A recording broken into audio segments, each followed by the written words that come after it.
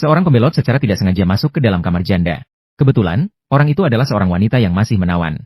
Namun, pria itu tidak berkata apa-apa. Dia langsung mengeluarkan pistol dari tasnya. Melihat wanita itu panik, dia kemudian mengarahkan laras pistol ke dirinya sendiri. Dan memberi isyarat kepada wanita itu untuk mengambil pistolnya.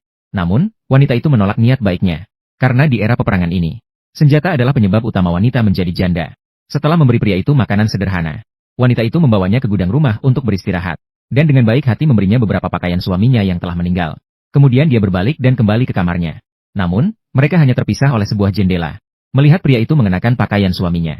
Kerinduan wanita itu terhadap suaminya datang seperti gelombang. Jadi, di tengah malam, dia diam-diam membuka pintu kamar pria itu. Lalu memanggilnya masuk ke kamarnya. Menanyakan apakah dia bisa menemani tidur semalam. Namun, dia memohon agar pria itu tidak melangkah lebih jauh. Hanya berharap bisa berbaring di pelukan orang itu. Dengan tenang melewati malam yang sulit ini. Menatap mata wanita yang penuh kerinduan. Di mata pria itu muncul sedikit keterkejutan. Kemudian dia duduk diam di tepi tempat tidur. Melepas pakaian yang dikenakannya. Begitulah. Seorang pria dan wanita yang tidak saling mengenal berbaring di tempat tidur yang sama. Wanita itu perlahan menggenggam telapak tangan pria. Merasakan suhu tubuh pria yang panas. Seolah-olah suaminya telah kembali dari medan perang. Kerinduan yang terpendam lama dan kesulitan hidup. Membuat emosinya benar-benar hancur. Akhirnya tidak bisa menahan kesedihan di dalam hati. Menangis terseduh-seduh. Pria itu perlahan mengangkat lengannya. Dengan penuh perhatian menarik wanita itu ke dalam pelukannya. Ingin memberinya lebih banyak penghiburan. Namun di dunia yang penuh dengan perang ini, di mana lagi bisa ditemukan sebuah pelabuhan yang tenang, untuk menempatkan jiwa yang penuh luka. Keduanya menghabiskan malam dengan tenang. Namun segera membangunkan pria yang sedang tidur. Memintanya segera melarikan diri melalui jendela di samping tempat tidur. Meskipun pria itu berhasil melarikan diri. Namun, sebaliknya, dia menyeret wanita itu dengan kasar ke dalam rumah. Bersiap untuk melakukan hal yang tidak pantas padanya. Sementara itu, rekan-rekannya yang menunggu di luar sudah mulai tidak sabar. Mereka sudah menunggu dengan gelisah. Dia tidak sabar untuk bangkit. Bersiap untuk masuk ke dalam rumah untuk memeriksa keadaan. Cahaya kemanusiaan bagaikan lilin yang bergetar dalam angin kencang. Yang perlahan-lahan ditelan oleh kegelapan yang tak berujung. Sudut-sudut yang penuh cinta dan harapan.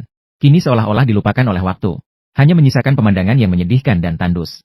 Membuat orang tak bisa tidak menghela napas. Tetapi demi janji satu kata dari kekasih, pria itu kembali memulai perjalanan pulang ke rumah. Di dalam hatinya, satu-satunya cahaya yang membimbingnya maju, adalah orang yang jauh di kampung halamannya. Yang membuatnya terpesona dalam mimpi. Kota Lengsan 4 tahun lalu. Sebuah kereta yang mengangkut putri seorang pengusaha kaya. Memecahkan ketenangan kota kecil itu. Kuil itu terpesona.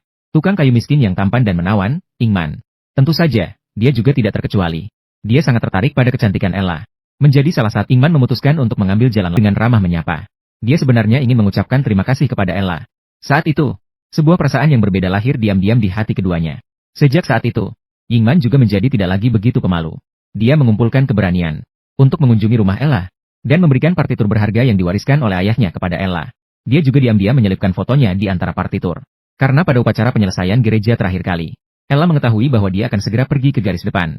Karena hubungan mereka belum cukup dekat, jadi dia tidak bisa menahannya. Hanya bisa meminta satu foto sebagai kenang-kenangan. Ingman secara lahiriah tidak memberikan tanggapan. Tapi perasaannya yang dalam terhadap Ella terukir di hatinya. Ketika Anna secara tidak sengaja menemukan rahasia kecil yang tersembunyi di antara partitur. Dia tetap terharu oleh kejutan yang tidak terduga ini. Foto ini, seperti ikatan emosional di antara mereka. Dia seringkali tidak bisa mengalihkan pandangannya dari Ella. Ella juga akan membalasnya dengan tatapan sekilas. Sepertinya semuanya berkembang ke arah yang baik. Namun tiba-tiba terdengar suara teriakan dari luar. Kita telah berperang. Ternyata api perang akhirnya menyebar ke North Carolina.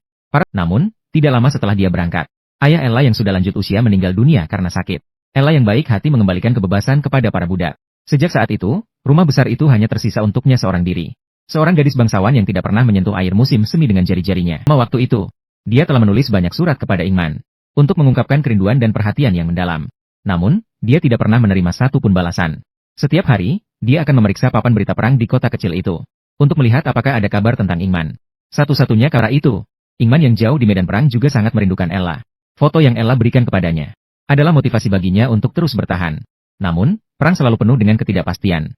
Kamu tidak pernah bisa memprediksi mana yang akan datang lebih dulu, besok atau kejutan. Detik sebelumnya, rekan-rekannya masih tertawa mengejar kelinci yang masuk ke parit. Namun, detik berikutnya, sebuah ledakan yang tiba-tiba menghancurkan ketenangan ini. Ingman juga terlempar puluhan meter jauhnya. Untungnya, dia tidak mengalami cedera parah. Namun, ketika dia terbangun, dia berjuang untuk merangkak keluar dari tanah liat. Kemudian dia menahan rasa sakitnya. Makanya, hanya sebuah pertempuran yang tidak terduga. Sudah ada ribuan rekan yang kehilangan nyawa. Rasa terkejut dan putus asa itu sulit untuk diungkapkan. Namun, awan perang belum juga menghilang. Di tengah malam, Ingman diperintahkan untuk diam-diam menyusup ke markas musuh. mencoba untuk menghancurkan mereka sekaligus. Nah, tapi karena cedera yang parah, dia terus dalam keadaan koma. Saat hidupnya dalam bahaya, mulutnya terus-menerus menggumamkan, "The Cold Mountain Ella." Saat itu, surat yang Ella tulis untuknya akhirnya dikirim ke camp setahun kemudian. Perawat yang merawatnya membacakan suara hati Ella kepada Ingman. "Tuan Inman yang terhormat, banyak hal menyedihkan terjadi setelah kepergianmu. Musim gugur lalu, ayahku meninggal dunia. Kami membiarkan pertanian di Black Chofeng. Kamu juga tidak ada kabar. Tidak tahu apakah kamu masih hidup. Aku berdoa kepada Tuhan agar kamu bisa kembali dengan selamat." Pertempuran di depan mengalami kekalahan. Kami di belakang semakin merasakan penderitaan.